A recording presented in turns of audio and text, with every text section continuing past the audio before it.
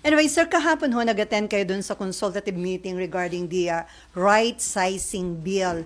Do you support this bill or do you have some concerns on this? For now, malaki ang aking concern because merong administration bill as pronounced yesterday by the Senate President, pero wala namang cost-benefit analysis, walang impact study.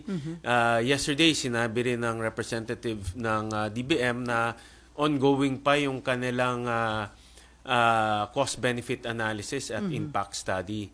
So parang suntok sa buwan to eh. No? At very clear, no? Binasa ko kahapon sa proposed laws na very clear, magde-delegate ng powers ang Kongreso sa Presidente para mag right size or gawing optimal ang government bureaucracy.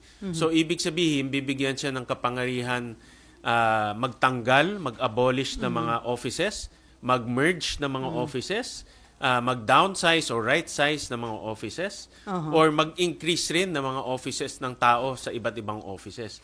So, for example, kahapon nagtanong ako, yung mga ibang offices ay created by law. Yes. Dahil dito sa batas na ito, mabibigyan ang Pangulo ngayon na tanggalin yung mga offices nyo kahit na created by law. No? So, ibig sabihin talagang makapangyarihan yung delegated powers na ibibigay sa Pangulo. Kaya importante na klaro pa lang sa una kung ano ba ang magiging benepisyo ito para sa ating lahat, ano ba ang magiging kalalabasan ng right-sizing or optimization ng government bureaucracy.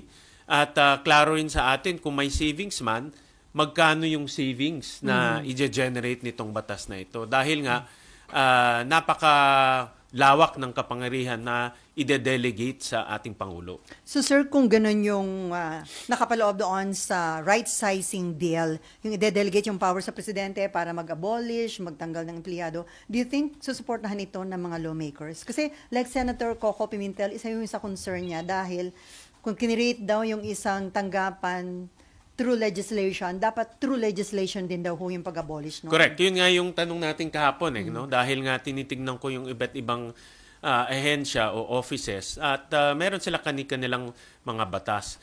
Pero pag titingnan rin natin itong right-sizing law, meron isang provision doon sa powers na ibibigay sa Presidente ay the power to abolish some of the offices. At nasabi ko rin kahapon, no, aminado rin naman tayo, may mga offices na obsolete na. No, tulad ng Optical Media Board na ang trabaho niya manghuli ng CD. Pero wala naman na gumagamit ngayon ng CD. Meron rin yung promotion ng Children's Television Network. Ang mga bata ngayon, ang pinapanood ngayon ay YouTube na. No? Hindi na nanonood ng television. So may mga aminado tayo, may mga offices na obsolete na dahil nagawa ito 50s, 60s pa na pwedeng i-merge, pwedeng i-abolish, pwedeng i-transfer yung mga kawani sa ibang mga opisina naman na nangangailangan ng tao. At pero yun na nga, no, sa una pa lang, dapat klaro, dapat may vision na eh. Ano ba yung vision natin? Saan ba tayo pupunta? Magkano ba yung savings ma-generate? Paano ba natin gagawing efficient and optimal ang gobyerno? Bago natin bigyan ng kapangyarihan ang executive branch. So sir, according to DBM, makatitipid ng gobyerno about 8.7 billion pesos pero para sa inyo, under right sizing. Pero sa tingin niyo napakaliit nung Para sa akin, napakaliit dahil kung titignan natin yung buong kabuuan ng budget ng gobyerno is 6.3 trillion. No? So yung sabi nga nung una, parang 3 to 4 billion. At throughout the discussion, lumaki to 8 billion.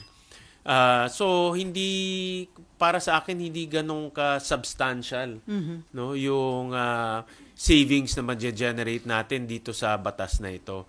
At kaya nga importante yung impact study at yung cost benefit analysis. At klaro rin. For example, humingi ako kahapon ng example. Ano ba yung mga offices na tinitignan nakikita nila na dapat i-right size o dapat i-merge? Hindi rin nila tayo masagot eh, no? So parang parang binibigyan mong kapangyarihan tapos hindi naman tsaka na natin isipin kung saan natin gagamitin yung kapangyarihan, no? So ang importante ngayon, una pa lang, klaro kung saan tayo, ano yung benepisyo na makukuha natin dito sa batas na ito. So sir, ito bang initiative na ito regarding right sizing from the palace, pero mukhang hindi naman sila ready for that?